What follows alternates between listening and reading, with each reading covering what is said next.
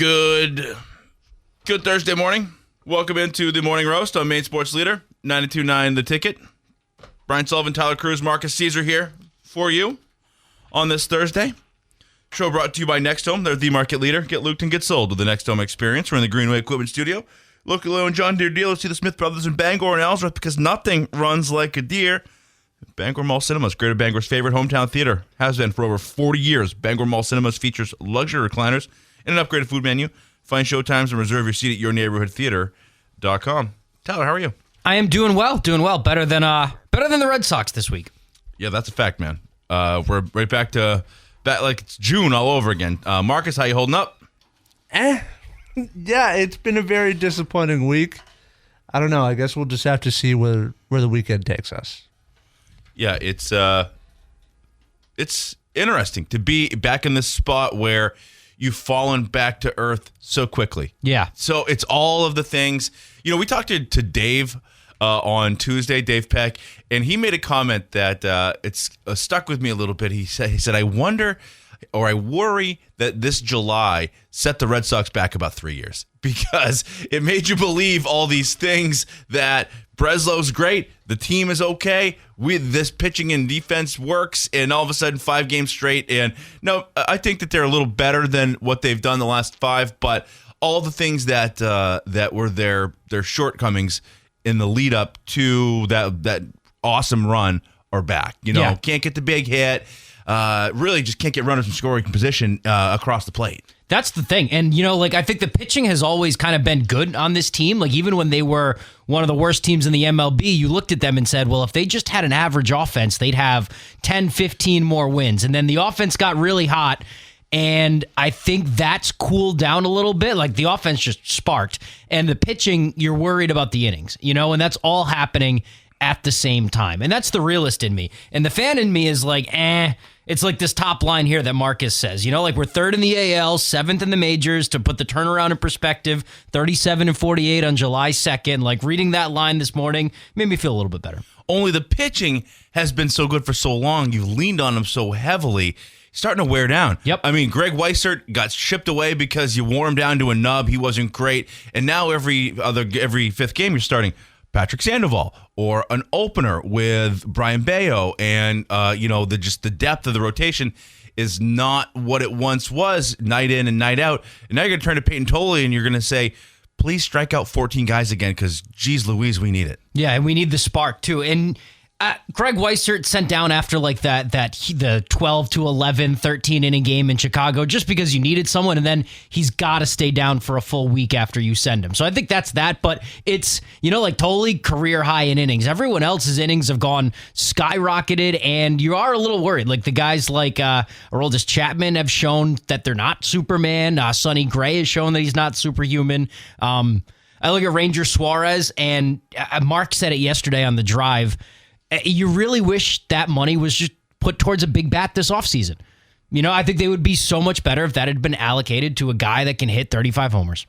Let's go back through some of the game. We will hear some headlines and highlights as well. First, I want to tell you about Bangor Window Shade and Drapery, offering custom blinds, shades, drapes, outdoor awnings. Bangor Window Shade, 105 Main Street in Bangor. And your locally owned McDonald's on Main Street and Union Street in Bangor, Wilson Street and Brewer. Extra value meals with extra value when you use the Mickey D app. Get a classic Big Mac or filet of fish value meal for only $8 when you use the Mickey D's app. All right, let's do it, Marqus. All right, let's go back through. Here's some of the game go through some of the game from last night. The Sox lose 6-4. Contreras does hit a home run in that one. They battle back, still very feisty in the 9th inning, but just not getting it done. Here's Chad Tracy afterwards. So I guess if you say Ranger Suarez goes out there, he goes 5, and you wish that he's a big bat. I get that, but haven't they sort of addressed that? You know, they went out and got a big bat, allegedly, in Connor Meade, and where would you put another big bat on this team, considering that the expectation is Roman Anthony's going to be a part of this equation at some point, if not this season, but moving forward? Second, right in the middle of the lineup. I don't see Meade and Rutschman as, you know, like big. They're good hitters, but they're not big bats. Rutschman's got like 8 homers this year. Meade had a really, really hot summer, kind of like the Red Sox. And I'm curious to see what he's going to be like after the injury, after being off his feet for so long. You paid a price like he's a big bat. You did pay a price like he's a big bat, which is your own, like you overpaid for him, I thought, which is great. We're finally saying, like, I want this guy, I'll pay the price for him, but I don't think just because you traded Connolly early for him, that doesn't make him a big bat.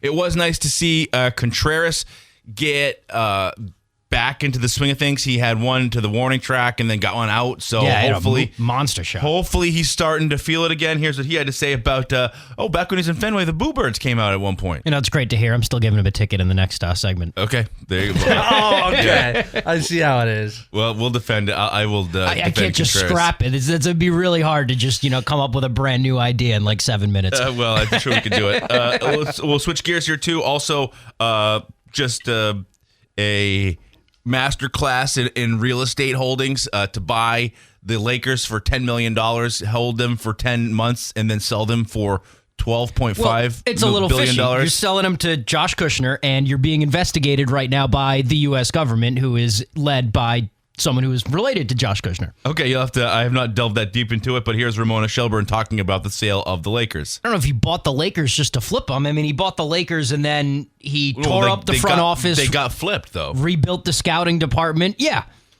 which is why I think something's fishy, because he bought them a year ago and he, tore it up and made it his own thing, and now he's not even going to be there to see the fruits of it. That's fair. I mean, in this age of conspiracy theories where anything can happen, especially in Everything's our current been happening, landscape. yeah. Exactly. No, like, I understand why you're so skeptical.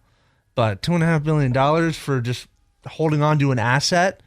Make sure you say that billion dollars. Billion. Yeah, billion dollars. Yeah. I don't know. That's one of those deals where it's like, yeah, if it's like a house, but like you're buying the Lakers, that's like your dream asset. Like you're buying the Lakers to be involved. You're buying them because you care. It's almost like I don't want to call it a passion project, but like he didn't just buy them to sit there and collect the check. He bought them and then got his hands dirty. Like he went to work. I agree. And, if I spent $10 billion on a historic NBA franchise, I wouldn't flip it for $2.5 billion.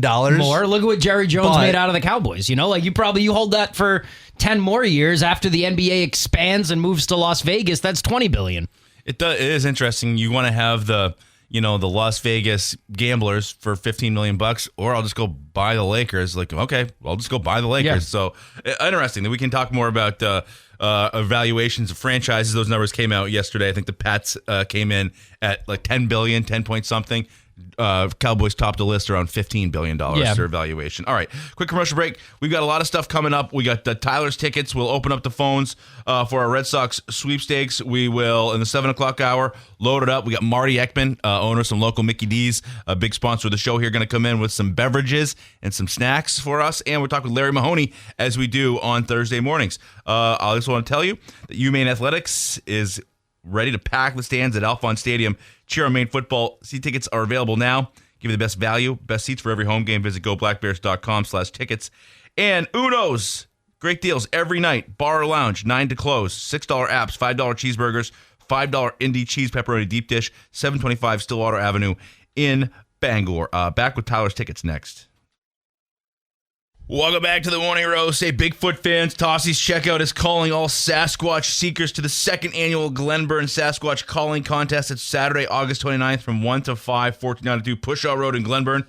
Win a $100 cash prize, compete for legendary bragging rights, and it's free to enter. Bring your crew, bring your call, and we'll see you at Tossie's Checkout. I can't wait for that event. I will be there early. Sounds fun. Okay, Tyler's tickets time. Tyler, what's making you mad this morning? So, first of all, I'm going to start with giving a ticket to myself for trying Jamaican food last night for the first time, and a commendation to the Jamaican restaurant. That was absolutely unbelievable, but that's just not smart baseball on my end. And then I'm going to go back to Wilson Contreras. And, I ranted about him a little bit yesterday, but you saw him hit the homer.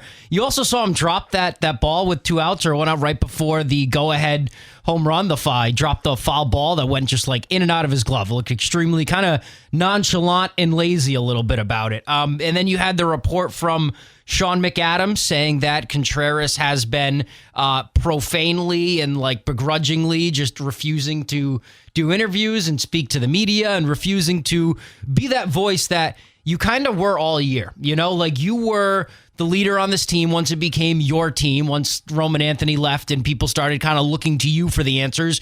You were the outspoken one. You were the one playing with your emotions on your sleeve, which I think he still does, and that's something to be taken positively. But I do think that if you're going to be a leader, you can't just have this massive drop off. It's a day in and day out kind of job. Like if you're Wilson Contreras and you are the de facto leader in the clubhouse there, you can't then mid-August when things start not going well for you, start cussing at reporters. You can't then start half-assing fly balls or foul balls. You can't then just, and I know he's sick and I know there's something up, but like it's those things that matter, like you could be sick and still show up in those ways. And the fact that he kind of has been, 100, 100, 100, 0, it rubs me the wrong way a little bit. Okay, I got two thoughts on Contreras. Until last night, I was of the opinion that I thought he might need to go on the IL for like 10 days and just get healthy because without him, you got no shot. Yep. Even when they were really bad, he was good. And so I also think that there's a level of success that I think you go from, you can be a real a-hole, and when you are really successful, some of those things that you do makes you eccentric, and if you stink, then that just makes you a jerk. Yeah. And I think that the stuff with Contreras, because he's so good, I think you got to give him, I think he's just kind of a very emotional guy, and I give him, I don't care, essentially. He can be a jerk to the media. As long as he's eventually going to hit 30 and 100 and be healthy, that's fine, because I think he's earned it. I will give him the benefit of the doubt there, the fact that he was good when everybody else was terrible. Like, he's been there when we had nothing for us. So it is a little tricky, but he wasn't playing well, and that's when that started. It's not like he was successful and being a jerk. When he was playing really well, he was great. He was talking to the media. He seemed happy, jolly-go-lucky, fighting every opponent that he could see, but loving the Boston fans. Like it was the home run derby with the Bowser bat and kind of just taking those boos like a champ. And he was kind of jolly, and happy. And now he wasn't playing well, and that starts coming up. So it is interesting to see that you just go from 100 to 0 when you being at 100 was the reason for our success. Yeah, they need him. Yeah. So whether it is, he did have put some good swings on it last night, and so maybe it's giving him DH at bats or just have him swing for the downs every time. But he needs to get healthy, and it appears that he's just the course of 125 games to get to this point seemed to have worn him down a little bit because he's been pretty available. Put the team on his back too. Like he's kind of been carrying us. So okay, all right, ticket issued, but it's more just like a warning shot across the bow. It's like, listen, hey, here's a warning for you. Can you just straighten this up and get yourself together? Because man, oh man, don't we need you? Well, you can't show us that you're our leader and then just kind of be like, what are you looking at me like a leader for? Yeah, and right. That's kind of what, it's not the on-field stuff. Like, I don't care if he goes through a slump, but you can't go through a slump and then start cussing everybody out because you went through a slump, but you were happy as heck last week. Yeah. And that on that behalf, they do need him because he's the only guy. He's famous. He got invited to the All-Star game. Yeah. He was in the home run derby. He had the Bowser bat. Like, the red lights will find you. You did it when, back in July. So get ready for it now. So, okay, I agree with you there. What else you got?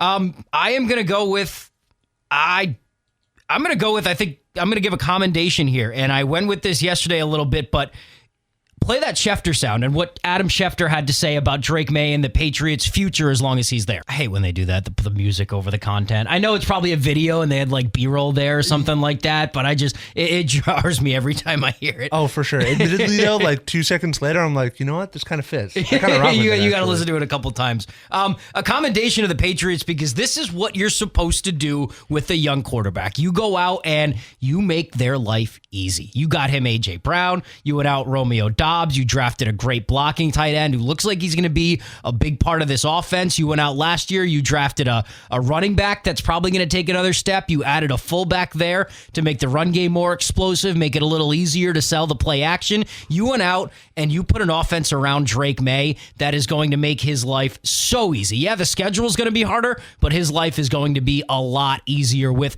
the weapons and the tools around him. So I'm giving a commendation to whoever it is. If it's Kraft, if it's the guy that Vrabel brought in, I forget his name, if it's Wolf, that went out and said, we need to build around this kid right now heading into this season. And they did it. And I'm going to give a commendation to them there, but small ticket because Christian Gonzalez still, what are we doing? You know, we can do the Christian Gonzalez stuff, but I do think that Patriot fans should take a minute to just thank their lucky stars that the Patriots drafted third in a year, 2024, when there were 3 good quarterbacks, and the third quarterback drafted was Drake May. Because it's been sort of, litigated out on social media and in the news, but that draft class was epically bad. Oh, the Patriots? Run by Elliott Wolf and Gerard Mayo. The 2024 class, it's now Drake May is left from it, and Marcellus Dial or Dial, I think however you pronounce his name, and he's only on the team because he blew out his hamstring, and he's rehabbing under his rookie contract. You're so lucky that you got him, and you're in a year where the quarterbacks were good, because you go to other years where the quarterbacks are no longer on the teams, or you draft J.J. McCarthy, or you draft Kyler Murray, and you got Drake May in the year that you picked third. You didn't have to do anything. There was no thought to it. All you didn't do was trade the pick when the Giants came calling, right? That's really all you didn't do was you didn't trade the pick, and you just, hey, everybody says from Todd McShay to, Mel Kiper Jr. to Tyler Krusz to whoever else is mocking drafts. Jeff Hoak likes him too.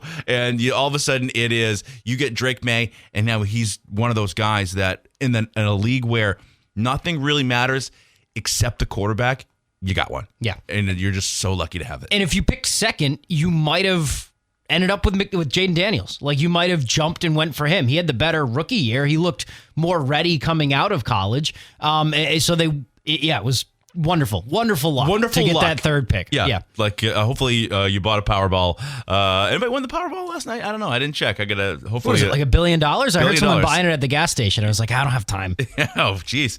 All right. Quick commercial break. Let's do it. Let's give the cue to call. It is time for the Red Sox sweepstakes. So got one more game to give out. So 992-9929, the Red Sox sweepstakes presented by Dunnett's Appliance and Service. Here is your cue to call. There will be a drawing on September 2nd on the drive.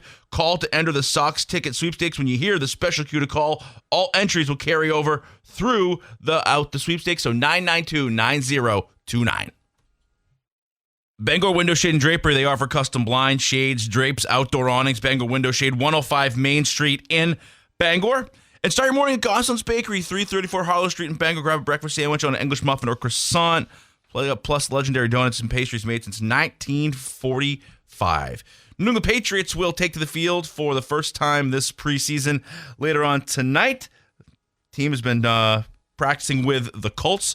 Here is Tom Curran talking about this version of the New England Patriots and what we should expect in 2026. So here you are with the Patriots. I do think Tyler alluded to this too beforehand, is that you got like a ton of offensive talent that has been added into the mix here for this year. I think the defense is going to be pretty good, but you're in a spot where you've really bolstered the offense around Drake May. And I think that if he is going to be the guy we think he is, we want him to be, this team's going to be offensively pretty good. I think it's going to be ridiculous how good the offense is. I mentioned it a couple weeks ago. I just keep seeing people saying that, the Patriots are going to regress. Maybe on defense. Sure, I buy that. But you guys have done nothing but set yourself up for success in the offensive department. I love Romeo Doubs. I think he's a great pickup. A.J. Brown, what's not to love? Not to mention he's invested. He doesn't have one foot out the door.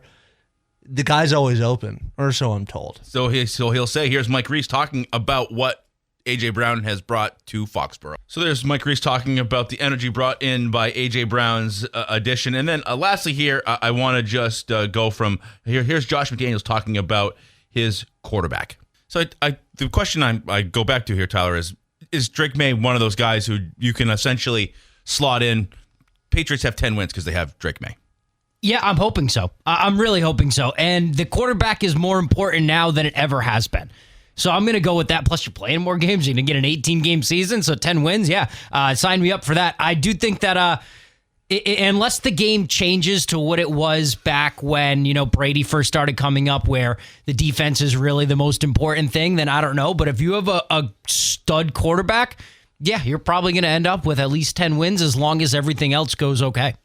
So there you go. Patriots in action tonight against the Colts, first preseason game, 7:30. Not sure how much you'll see. Probably not much of the Maine guys, but it's still football, right? Yeah. It's still football. You have 7 wide receivers that you could end up keeping. So I imagine that, you're not going to see Brown. Maybe you see Dobbs, but, I think you're going to see a lot of Pop Douglas, a lot of Efton Chisholm, a lot of Kyle Williams, and see what those guys can do. I did see a very interesting tweet from, let's see, this is a woman named Marley Weirda, but it is from Weirda, from inside the locker room, and it just, maybe gives you some an insight as to what the Patriots are thinking. Just they have Drake May's locker set up with next to some wide receivers. The wide receivers on the bank next to Drake May. A.J. Brown directly next to him. Mac Hollins directly next to him. Romeo Dobbs directly next to him. Pop Douglas directly next to him. No Kayshon Boutte in the locker room setup. So that's interesting, because if you go by number, like Boutte in 9 and 10, like Brady was right near Edelman and Gordon. It tells me, or at least Gordon, yeah. Maybe they're planning on that person not being on someone else's team before the preseason is over. Okay, back to the Red Sox right after this. I got some questions for Tyler about help that may be on the way and whether we can depend on it, who we should turn to in a time of offensive need. Back with more right after this. Welcome back. Time for our Sox prop of the day. We'll revisit it in the 7 o'clock hour, too, for anybody not ready. But we're just going to go with Peyton Tolley case tonight. Over 5.5. He had 14 last time out. So let's just go. We'll deal lower than I thought. I probably would have taken it at 7, just based on what I thought it would have been after the last time out. It is a little interesting that they moved on from Jake Rogers, the guy that was in the Adley Rutschman trade, the guy who caught Tarek Skubal is so well during his Cy Young award-winning year. And, yeah, I just thought that guy did nothing but come in and bang a couple doubles off the Green Monster and catch one heck of a game for Peyton Tolley. We couldn't figure out a way to keep him on the roster. I thought that was interesting roster management. I didn't like that. And there are guys there with, minor league options that you could have sent down. You could have, given Contreras a break, a 10-day break on the IL, and kept Rogers up here. I didn't agree with that one, but he was, I guess he was out of options or whatever, so you had to just put him out there. But I liked it. For the 1 week we had of Jake Rogers, he was great. I also think that here's a spot where we've had a few moments over the last couple of years where the Sox team has been in playoff contention. They made it last year. They're in if the playoff began today. They need this. They need a win today. You turn to Peyton Tolley, and we don't have Garrett Crochet. At the moment, Sonny Gray has been good, but Sonny Gray is most likely, not to look down the road, but he's a free agent, whatever. Peyton Tolley's going to be a Boston Red Sox for a very long time, at least the next 4 or 5 years, barring some other move. After you strike out 14 guys in one game, there's not many people that have the ability to do that. You've lost 5 straight. You get the ball today in a 3-0-7 start.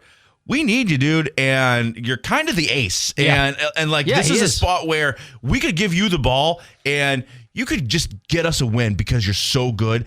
And man, oh man, wouldn't that be nice to have that guy emerge? It would be great. And Peyton Tolley is, he's now looked at as the stopper on this team. And this is his first full season in the major leagues, which is kind of crazy to think. But he has stepped up to the plate and then some. He's been unbelievable. So, Tolley, 307 today. The other question I have is, if you need help and you need offense, people that have maybe been not following the Woo Sox, Christian Campbell's been tearing the cover off the ball since July. Just hitting like crazy, average around 340 since July 1st. Hard hit, too. His exit velo's up. It's real offense happening down there in Worcester. And then you've got Roman Anthony making his way back. And it's a conversation that Tyler and Greg have been having more primarily with each other in the group chat about whether or not Roman Anthony, Christian Campbell, could be more. Christian Campbell should be a part of the equation. I think Greg is of the opinion that he didn't do it last time, and so we should not ask Christian Campbell. the lights were too bright for Christian Campbell last time. So calling him up in September in the middle of a wild card hunt might be a little. But the way I look at Christian Campbell, he's played all of his games at outfield or DH this year, right? So he's not at second base anymore. He is an outfielder. You have an outfielder out there that is one of the worst qualified hitters in Major League Baseball. Is Christian Campbell going to be worse than that? It'd be really hard to be worse than that. Yeah. And I mean, great spot to at least try him out, especially since we're paying him all this money, just to see if he can hack it. I will be interested to see what happens. You are 4.5 games up in the wild card. You've lost 5 straight games. You need something. The magic that was there came, I think, in large part from your Sogards, your Sieglers, your Changs, guys like that came up and gave you just a burst. And they give you like a week at a time. Like it was like Siegler week, and then it was 1 week, and then it was, like you just had, it wasn't permanent, but those guys came up and they gave you a spark, and that lasted for like a month and a half in total. And so the question I have is, you've got Christian Campbell, you've got Roman Anthony. These guys are under contract and being paid as if they are elite young players. If not now, when? Roman Anthony, I think, is going through the process. I wouldn't be surprised if by the end of the weekend we get a word that he is going on a rehab assignment either to Portland or Worcester. I've seen a couple of reports on that from the team, as long as there's no setback. So, keep your options open for a little Sea Dogs visit. Great to see Roman Anthony down there. But we need a little help as Sox Nation. Why not these guys? Yeah, and we knew that run, that magical run, like we knew it was finite. We knew it wasn't going to last forever. We knew at some point it was going to come to an end. I didn't think it would come crashing like that. I didn't think it would come to an end and they'd lose 5 straight. I thought it would come to an end and they'd be petering around 500. So, they need some reinforcements. You're right. So, is it too much to then bring Roman Anthony back and say, okay, here you are, atop our lineup. Here you are, leading off. Here you are, save us. There's one guy that probably might come up in September that we didn't even mention, and that's Arias.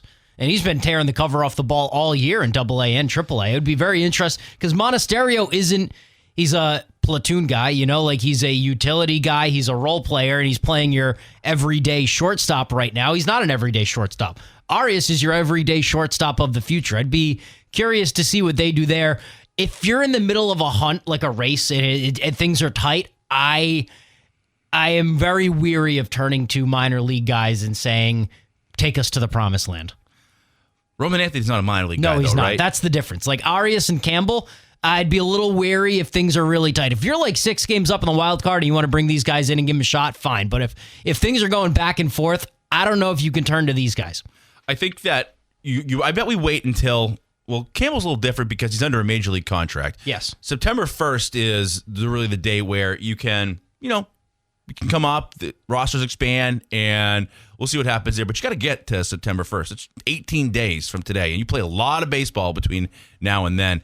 And at a certain point, you need to start turning some of these L's into W's. And so I just go back to bring it full circle. You really need something out because Roman Anthony is still hitting off the pitching machine, and the other 2 guys are in Worcester. And you got what you got, and you need Peyton Tolley to come out. We need like a 2-1 victory today, right? That or the offense takes a little bit of the pressure off, but Tolley needs to be good. He really needs to be the guy that we saw last time out, the 14 strikeout guy, because you just got to stop a skid. He's got 2 modes, and it's like that 14 strikeout, or he's going to go 5-6 innings and give up 3-4 runs, and his fastball is going to drop off the second or third time through the lineup. Like we need the 14 strikeout guy.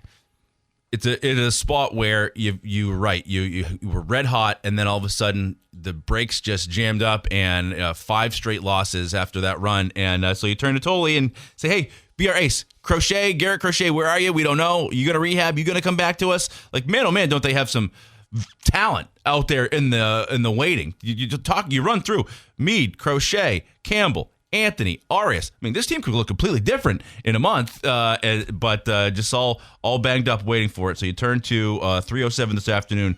You need Peyton Tolley to come through with a big one. So, all right, quick commercial break. Going to do this day in history right after this. Don't go away. Happy birthday to Ian Howland, heavy metal drummer from Europe. The final countdown there for you. 1521 on this day in history. Spanish conquistadors led by Herman Cortez capture Aztec Emperor They captured him, bringing in bringing the Aztec Empire to an end. Let's see, 1913, invention of stainless steel by Harry Brearley of Sheffield, England. I just gotta say, like, we're born at the wrong time. Imagine like what it would be like to just be a conquistador. Like, instead we're radio hosts, but like just being a conquistador would be really cool. Yeah, until someone overthrew you. But yeah, absolutely. Although, I mean, it's a pretty high stakes life of, hey, I'm just gonna go out to sea. I'm going to go that way. And try and, it's a lot of fun. Yeah. Got any girls that can come with me? Like, just let's load the boat. Yeah, what if the answer what do we got for rum? Yeah. I don't think that's the way it went. Because what if the answer's no? Be like, I got a bunch of these guys. Like, they'll go with you. Be like, okay. Still got the rum, I guess. Yeah. Trust me, they had a lot of fun when they got there, too. Let's see, 1942, the Manhattan Project maybe commences. it wasn't a... All right, enough. Manhattan Project commences under the direction of U.S. General Leslie Groves, the aim of developing an atomic bomb. Robert Oppenheimer there. Maybe you saw the movie. 1961, construction of the Berlin Wall begins in East Germany. 1908, Cy Young's career is celebrated with a special day in his name in Boston as he pitches briefly for the Sox against an all-star team. Let's see, 1932, Yankees pitcher Red Ruffing becomes the first MLB pitcher since 1906 to hit an extra inning game-winning home run in New York's 1-0 win over the Senators. There you go. Pretty cool. 2008, American super swimmer Michael Phelps wins 3 gold medals, all in record time, in one day at the Beijing Olympics. Other birthdays today, Sebastian Stan. He's the Winter Soldier, right, in Captain America. Yep. Bucky Brooks, Bucky Rhodes. Bonds. Bucky Bonds. No, that's not right. It's Barnes. Barnes. Yeah. Barnes. I thought you said Bonds.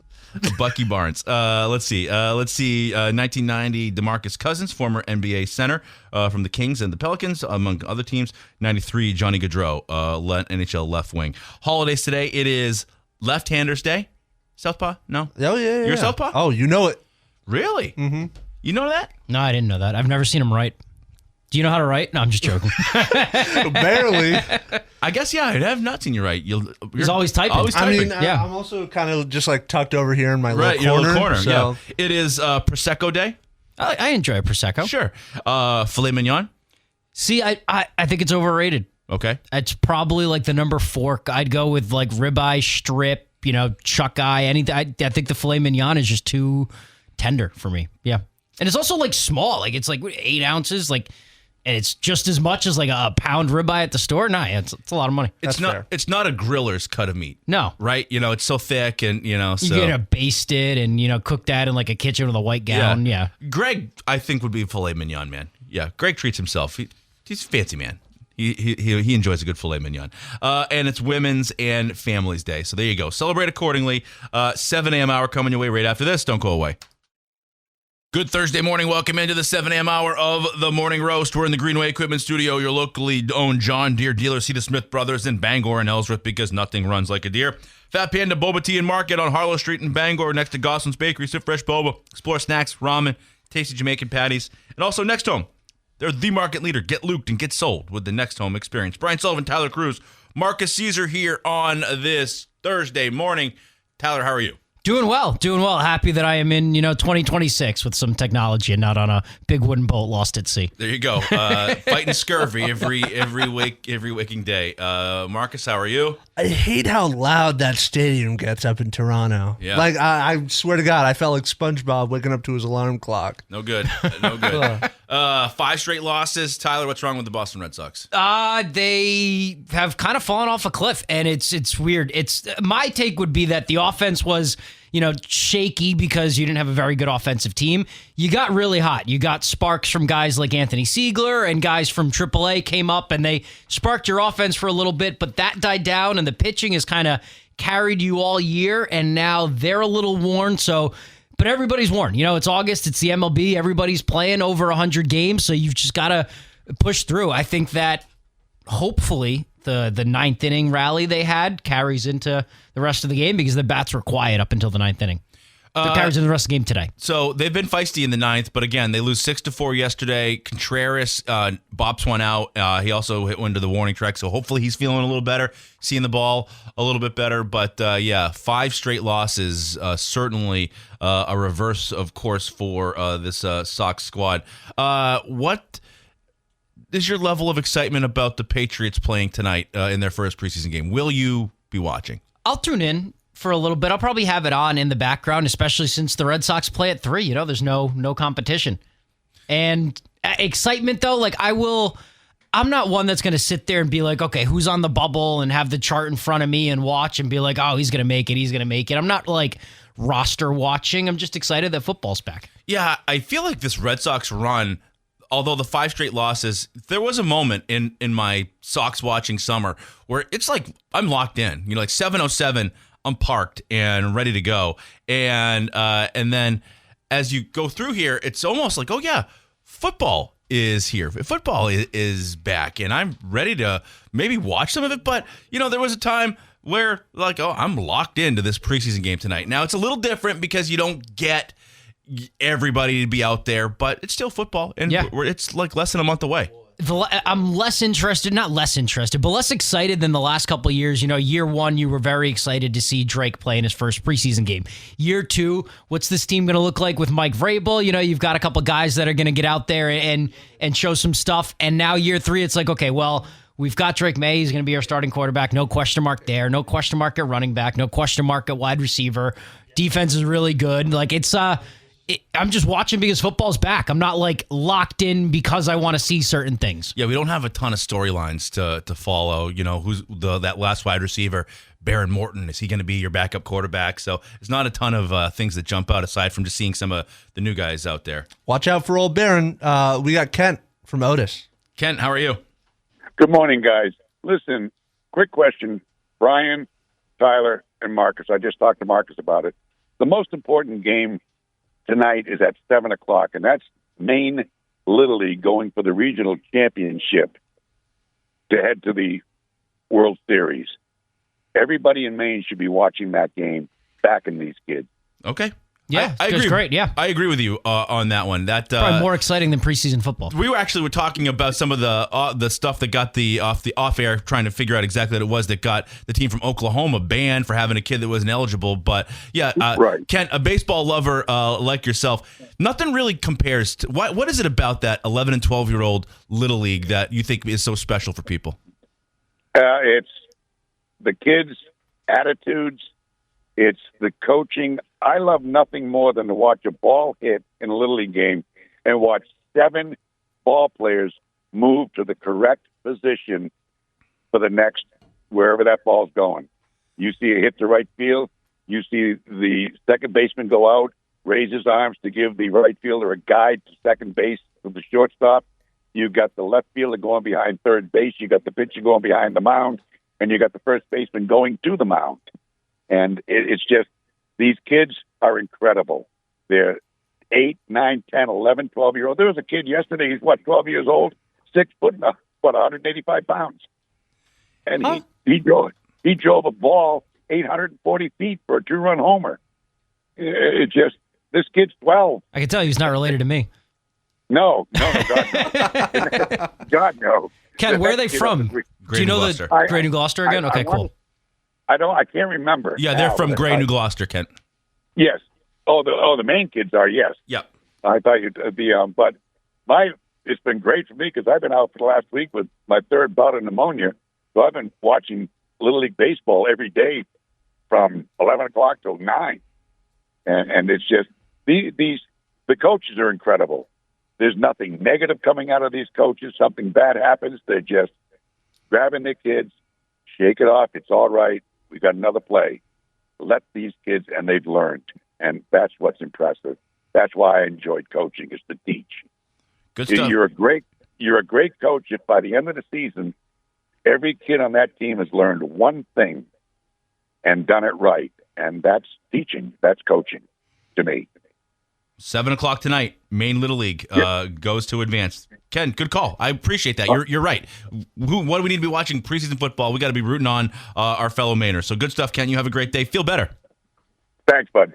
All right, Kent there from Otis calling. And there is something about I think it's because we all played it. Yeah, I think it's the purest form of the sport. Like, it's a kid's game, and you're watching kids play it. Like, it's not, there's no analytics. These guys haven't been in the gyms for months. Like, it's a bunch of kids playing a kid's game. It's not a bunch of, adults who have trained for this for their lives playing a kid's game. It's kids. And I think that's what makes it just awesome.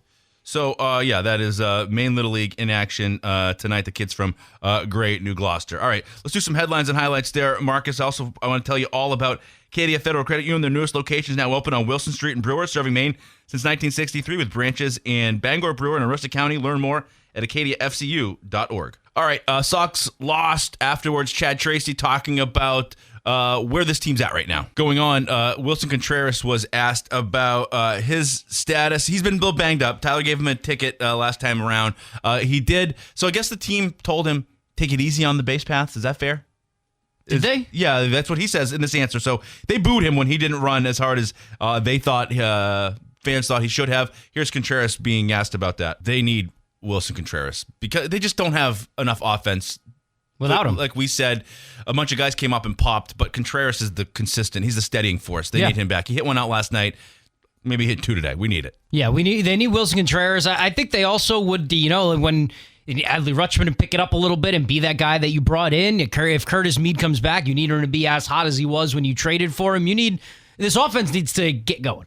The pitching's done it for you all year. Like, this offense needs to bail out the pitching. It's August, it's September, the arms are tired. Like, the offense needs to step up and bail out the pitching for once. Yeah, exactly right. Like, you're right. The pitching is the reason you've got here. You got hot in July, but the pitching's starting to wear down a little bit. And Tolley was awesome last time out. We said it last hour. Need Tolley to be awesome again today. All right, we're going to take a quick commercial break. We got a lot of stuff coming up. We're going to have Marty Ekman in studio. He owns McDonald's here locally, your locally family-owned McDonald's on Main Street and Union Street in Bangor and Wilson Street in Brewer.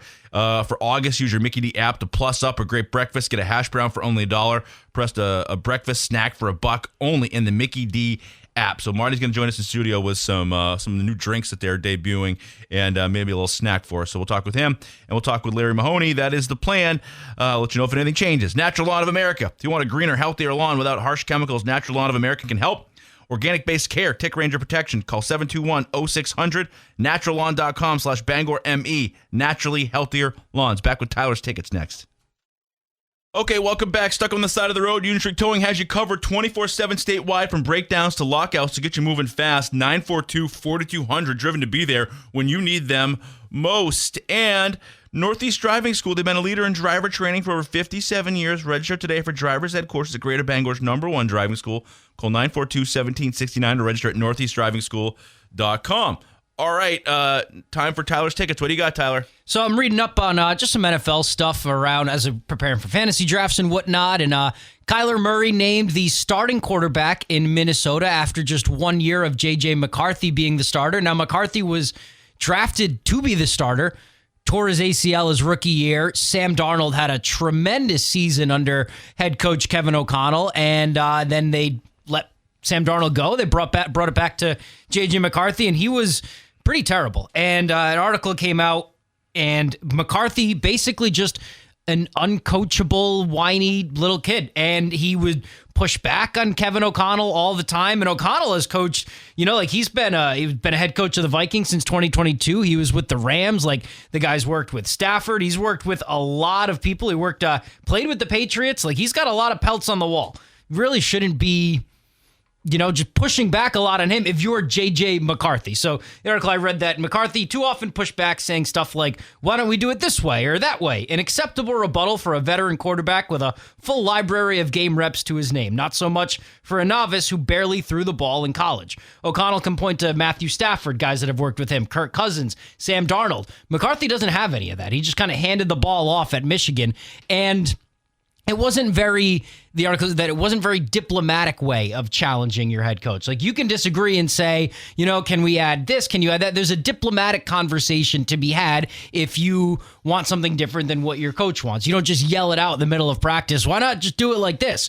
And it turns out that J.J. McCarthy just completely uncoachable. And there's a reason that usually you see these quarterback competitions and they kind of draw out throughout training camp. But like a week before the Vikings play their first game and Kyler Murray's named the starter, McCarthy back to back up, and I think O'Connell probably just done with him, no matter what regardless of what he says to the media. Like if you've got a kid like that, an attitude like that, there's no spot for them on a 50-something man roster. And I look at and make a comparison to those young kids on the Red Sox this year and all of the things that the veterans had said about them to the media, that they weren't up here for the right reasons. They were caring about too much outside of baseball stuff, too many people around the locker room, bringing in girls and girlfriends and mistresses and all of that to the locker room. And I guess it's just the new generation of athlete. But if you're a rookie, you should be, coachable, head down, work, and then pick your head up when you're spoken. I don't understand where the sense of entitlement comes from to challenge guys like that have such a proven record when you have nothing to your name. I think it's rare to find it. I mean, I think it would be difficult to have the humility to know what you don't know, right? Like it's like the Marcelo Myers, the JJ McCarthy's, all those guys. I can only imagine what their lives were like growing up. It's like, hey, you're the man, and you know what? You were the man. You're the best high school baseball player. You're the best high school football player. You're a well thought of recruit. You maybe skip college altogether if you're a baseball player. If you're a football player, you go to Michigan, you win a national championship. Like everything's always gone your way. And then you get around to the pros, we're like, whoa, everybody's just as good as me. And the only way that you separate yourself is by really doing the hard work, putting your nose down and grinding. And I think I go back to what we said last hour. We're lucky to have Drake May as a Patriot. You're lucky to have Drake May. There is a world where the Minnesota Vikings come with enough draft picks where you go from, hey, you want our third pick? We'll take your 10th pick plus X, Y, and Z, and we'll fall back because there were people on the day said, hey, take the McCarthy kid. Don't the Drake May. He's not good. Yada, whatever.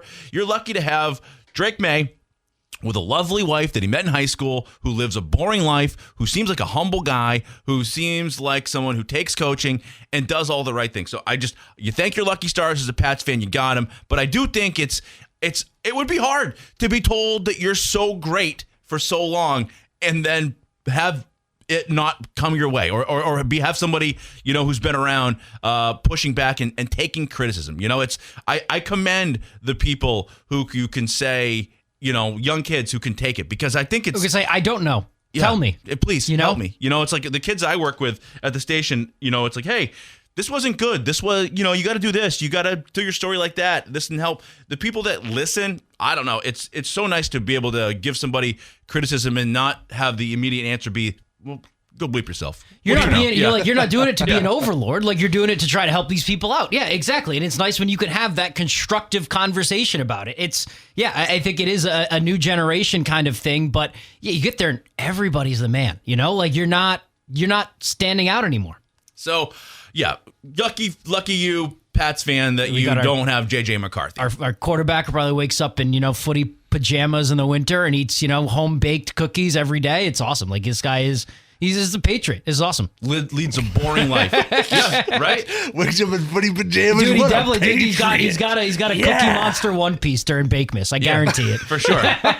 So, yeah, I mean, you're lucky to have someone like that. But, and some of that stuff that came out of, like, Meyer, I wonder how bad it was for Meyer. Like, to have, it's really become this thing we've manifested just based on he got sent away. Like, what kind of a jerk was Marcelo Meyer? They asked him, like, are you excited to be back home in San Francisco or something like that? And, like, not a baseball question, nothing like that. He was like, I'm going to In-N-Out. It's like, they asked him about the trade, and he was like, yeah, I'm going to In-N-Out. I haven't been to In-N-Out. Usually I get that in the offseason. Like, baseball is not his priority. Yep. So, okay. There you go. Good one. We're going to take a quick commercial break. We're going to talk with Marty Ekman from your local family-owned McDonald's right after this. Also, Casella, good pay, good people, good life. Find your place at powerofhardwork.com.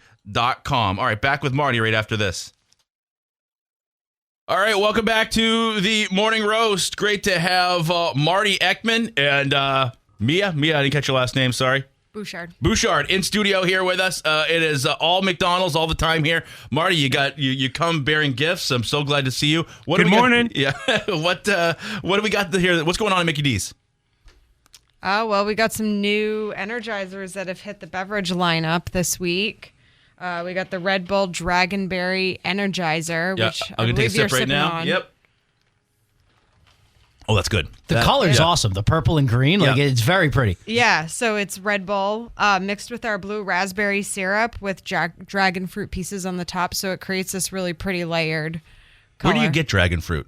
You pick it from like the highest mountaintop? Where does it come from? Yeah, that sounds good. Exactly. Yeah, just a little something extra. Okay. From the Dragon Corral. Yeah, that's good. The rooftop garden. Yeah, and I got the zero sugar, so that's always nice. I like the energy with a little less calorie that helps me get through my day. So yeah, what else we got going on? Well, we also have some for fall, instead of doing the stereotypical, I guess, pumpkin. We have some caramel apple pie drinks coming. So it's caramel apple pie frappe, hot latte, iced latte, and we can also make iced coffee. I got the iced coffee right here. It is How's that phenomenal. treating You got the apple pie crumbs on top and a little whipped cream. It's like it's a nice dessert in the morning. It's great. What if you find, like, there seems like the elevated beverage, people just want, like, there's a lot of competition in the space, right, for something a little bit different, especially when fall rolls around, and it seems like you guys are very excited to get into that space. It's just a great new flavor, a way to build on and prop up and do something different. Sure. A good part of every menu item we do, they take into account how it works for us in the restaurant, and trying to make it something that we can manage and execute well with as few moving parts as possible. So changing up flavors of already established drinks or products helps us execute better. Sure. And what do you got you got some snacks from my boys here? I'm going to have one in a second. What's the new menu item? Well, we have honey brown butter biscuits for breakfast. And I'm not sure which ones I handed all of you, but my favorite so far is a honey brown butter bacon, egg, and cheese biscuit. I think that's what Marcus has right there. Oh, yeah. I just took a big old bite. It's fantastic. Yeah. The sweet with the salt. Come on.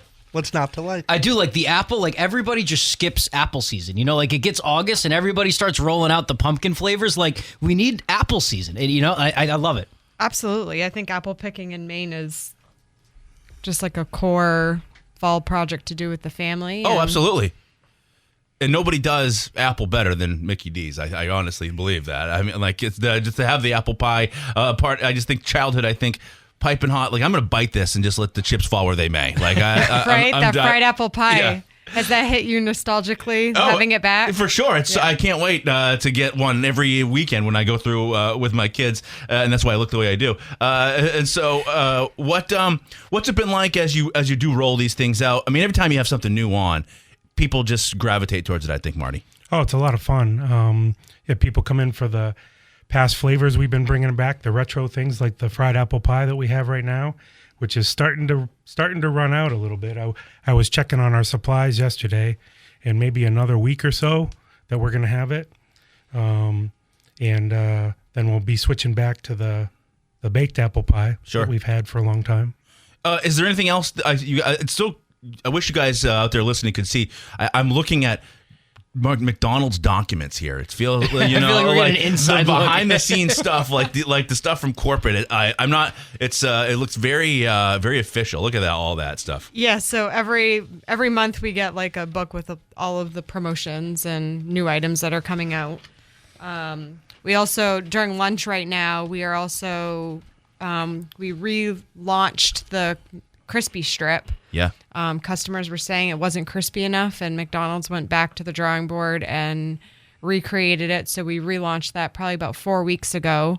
So right now we're doing a Caesar snack wrap, and also a bacon Caesar McCrispy, which is phenomenal. Yeah, I've had the Caesar is so good too, because you got to get the Caesar right. Like the Caesar dressing, so many people try and do it. The Caesar dressing is all important, and that one has been nailed. Yeah, perfect. And we even have the Caesar in a sauce cup, so you can try it with nuggets or. When someone comes in and says, "Listen, this crispy is not crispy enough," Do you tell them just go pound sand? Like, get out of here. Take it up with corporate. This isn't crispy enough. That's why I couldn't be. I don't have the patience of you guys to be able to take that kind of constructive criticism. Well, when the chicken strips were reintroduced a little more than a year ago now, many of us knew right away.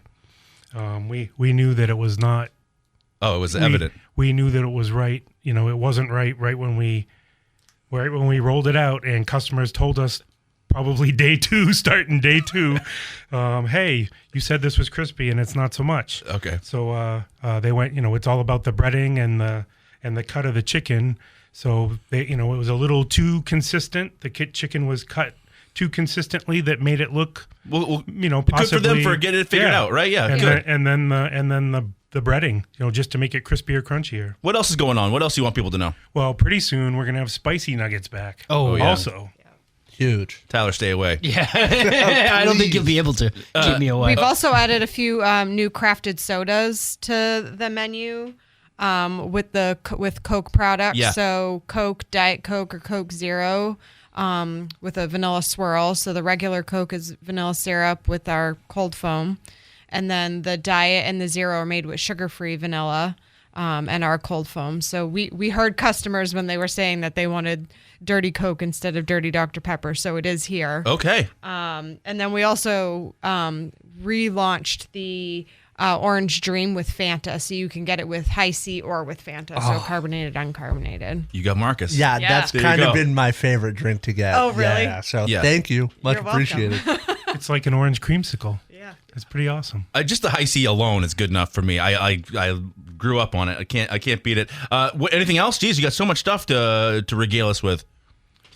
I think it's kind of it on that for the moment. Yeah. Well, the other one too, Marty, I think is anybody out there who's got a kid or looking for a gig, go see Marty at one of these locations because not only is it a great place to kind of sharpen your teeth in the workforce, but you do a lot of things in order, like scholarships and helping people advance their lives, right? You've got the program. A lot of people maybe don't know about it, but it is a great place to get your start in the professional world. Yeah, absolutely. And we do offer tuition assistance and free tuition opportunities through Archways to Opportunity.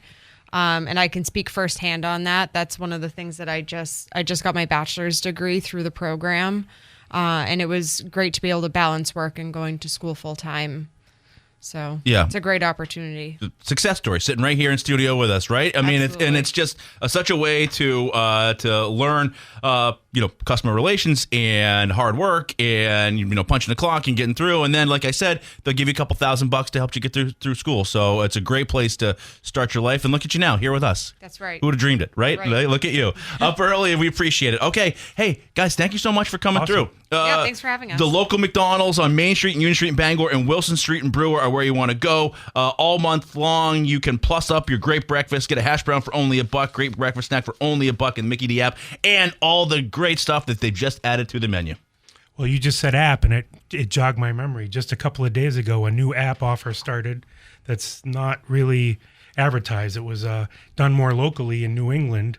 So you can find in the app now a deal for $2 almost every single breakfast sandwich you could get for $2. Started just a couple of days ago in New England only.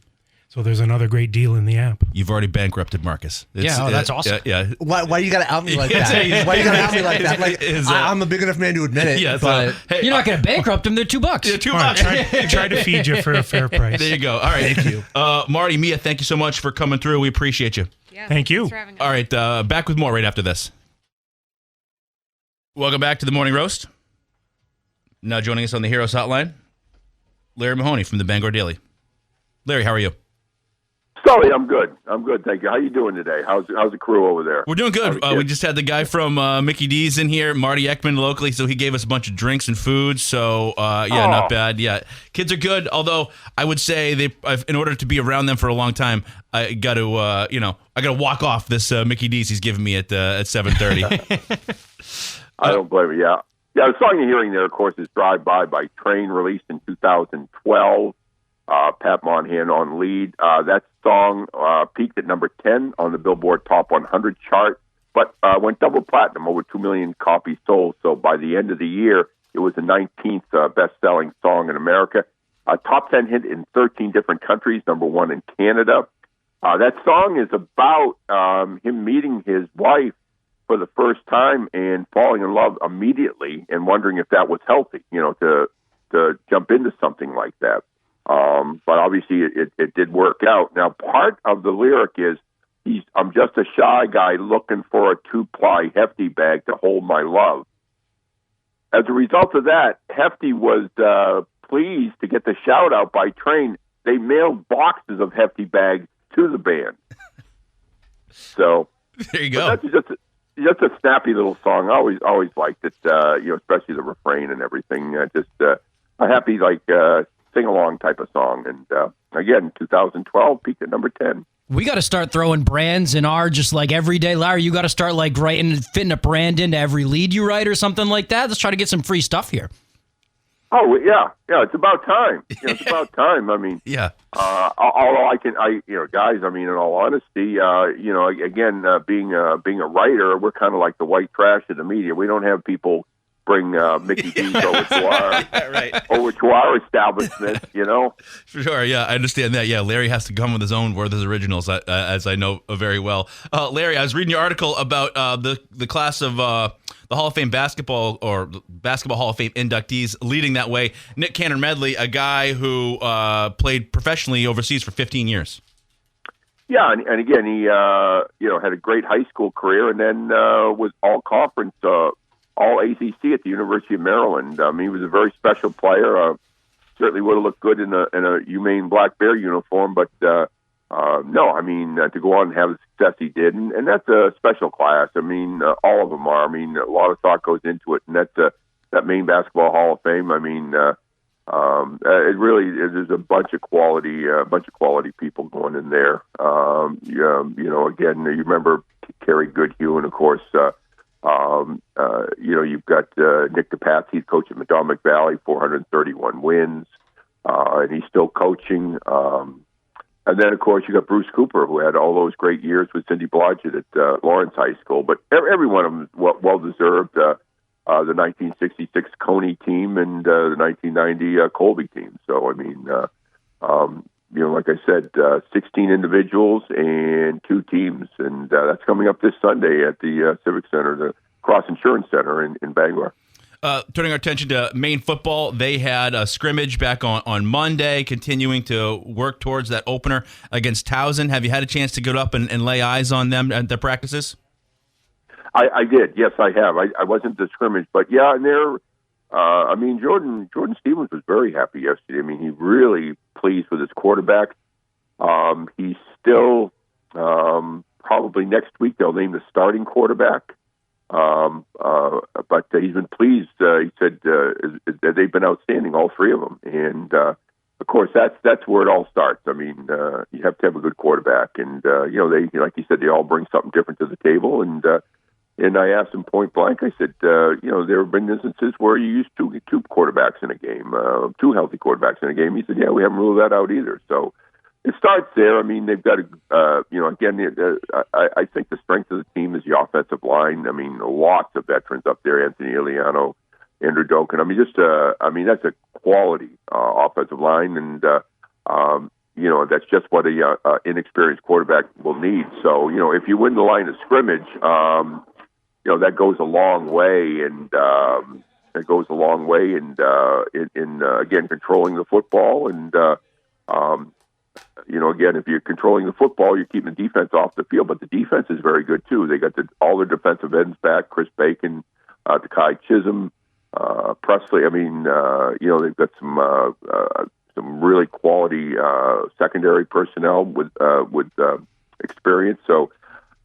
It's funny to say this, but I mean, they open with Towson down there on August 27th. That's a huge game. I mean, that's the first game of the year, but it's huge. If you can get a conference win right off the bat, their schedule, their conference schedule, the CAA schedule, they play 4 teams ranked ahead of them and 4 teams ranked right behind them. So, it's a nice balanced schedule. So, I mean, if they can get that win to open the season, that could be that could set them up for making a potential run to the playoffs. Larry, just being a guy who followed Jordan as maybe even a high school, but college player, seen him as an assistant, and now having watched him go through this for a few years, he seems to be a little more sure of himself. Not that he was, unsure before, but he's kind of figured it out, and we've been through this a little bit. So a steady hand is what I've sensed from Jordan in our conversations leading through this preseason. Yeah, very much so. Very much so. I mean, again, when he took the job, it was his first head coaching job. He'd been a long-time assistant at Yale and had been an assistant at Maine. But, when you're the head coach, I mean, there's a lot that goes into it, not just coaching, but also administratively and things like that. And you have people specialized for academics and compliance and things like that. But still, you're the head coach, and everything falls on your hands. So I think it took him a while. Then when he comes in, obviously, too, he's got an idea. He's got a very good blueprint of what he wants for a UMaine player, what he expects from a UMaine player, and he wants players to come in and fit that culture. And so it took him a while to bring in his own players, a couple 2-9 seasons, and then started turning it around. It's gotten better every year, and 6-6 last year. Now, can they get over that hump, and can they get 2 or 3 games over 500? Obviously, 11 games this year because the Sacramento State game fell through when they went up to the FBS. But it's going to be an interesting season. I think they've got a lot of good components there. And again, the CAA, I think we mentioned this last week. I mean, they've lost a lot of the heavy hitters. The Villanovas, the Delawares, the Richmonds, William and Marys. They're all gone, and so now it's a league that that's not as strong as it used to be, and that opens up the title runs for a lot of teams. Larry, we appreciate it. Up against it with all of our McDonald's talk before you, but always a pleasure chatting with you. All the McDonald's food you've been eating. That's why the show. That's why we're backlogged, because you guys have been sitting there chowing, instead of doing your jobs. I've had Marcus cut my mic. I hope you wouldn't hear me. Yeah, sorry. Exactly right, Larry. Thank you so much. Always a pleasure. We'll talk to you next week. Okay, Jen. Thanks. Larry Mahoney from the Bangor Daily News there. Always a fantastic chat with Larry on Thursdays. And it's true, going to come out of the gate with a huge game for the Maine football team on August 27th. Back with our takeaways next. All right, welcome back to the Morning Roast. Thanks to Marty Ekman and Mia, who came in with some McDonald's stuff. Go check them out. They are big sponsors of the show. They got a ton of new items on the menu, which we have been enjoying all morning long. So go support your locally owned McDonald's on Main and Union Streets in Bangor, Wilson Street in Brewer.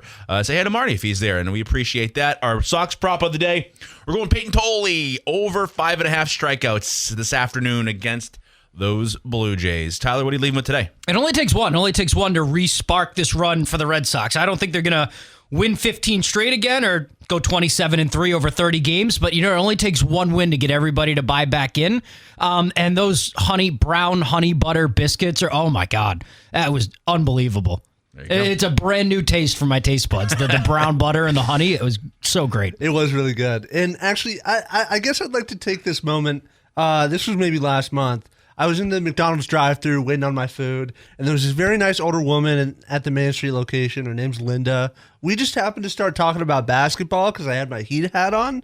Big Bird fan, loves Dr. J.